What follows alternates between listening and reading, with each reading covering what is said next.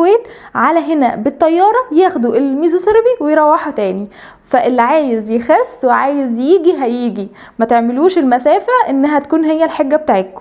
تمام. اهم حاجه ان انا اكون عندي اراده قويه، اعقد النيه ان انا المره دي انا غير كل مره، ان انا المره دي هبدا صح، هلتزم مع الدكتوره، هسمع كلامها كله، مش هلخبط، مش هعمل ميكس بين نظامها وبين نظام اي حد تاني او اي معلومه انا عملتها قبل كده، لان ده هيساعدني كتير زي ما قلت لكم قبل كده.